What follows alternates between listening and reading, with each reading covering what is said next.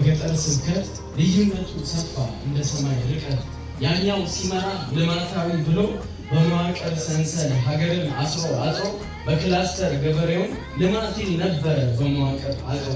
ብልጽግና መጣ ኮሪደር እያለ የከተማን ገጽታ እጅግ የቀየረ የግል ባለሀብቱን መንገድ የከፈተ ውበት ጽዳትን ከልማት ያስማማ ኢትዮጵያን ሊያደርጋት የአፍሪካ ማማ ኢትዮጵያን ሊያደርጋት የአፍሪካ ማማ።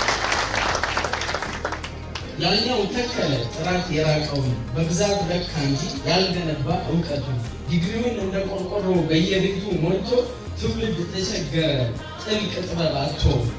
አሁን ተቀየረ ኤግዚት ተባለ ፈተናው ጠነከረ እውቀት ተከለለ ጥራቱ ቀደመ ከብዛቱ ይልቅ ትውልድ እንዲታመስ መሰረቱ እንዲልቅ።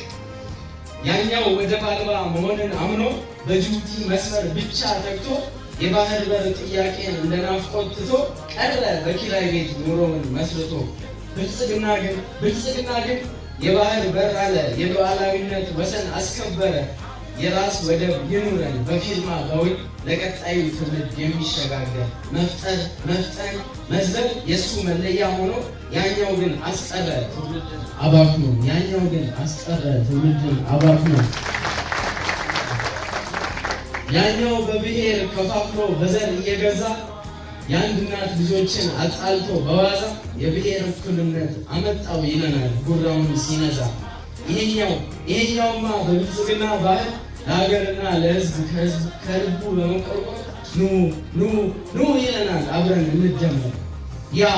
ያማ ኢትዮጵያን የመሰለች ታላቅ ሀገሪቱ ያለ በጉራ ሲዘሰኩር ብልጽግና ደግሞ ኢትዮጵያችን ሀገራችን እናታችን ይላታል ሕዝቦቿን ሲያከብር። ያኛው ቤት እየሰራ ቤት እያስገነባ ይቶርሸናል ጨለማ እያስገባ። የአሁኑ ቤት የሚሰራው ወይ ለልማት ለወገን ወይም ለድሃ ነው። ያኛው ወጣቱን ሀገር ተረካቢ ሲል በባዶ ተስፋ የመደመሩ ግን ሀገር ተረካቢ ብቻ ሳያደርገው የሀገር ባለቤት ነህ አለው ሰጠው ሙሉ ተስፋ።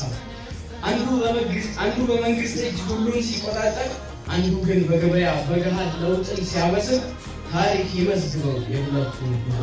ውሻውም ይጮሃል ተኩላውም ይንጫጫል ብልጽግናችን ግን ሀገር እያለማ እሱ ይቀጥላል። ኢትዮጵያችን ትቀጥላለች አዲስ ተስፋ ይዛ በብልጽግና ጥረት በጊዜ ተጉዛ በብልጽግና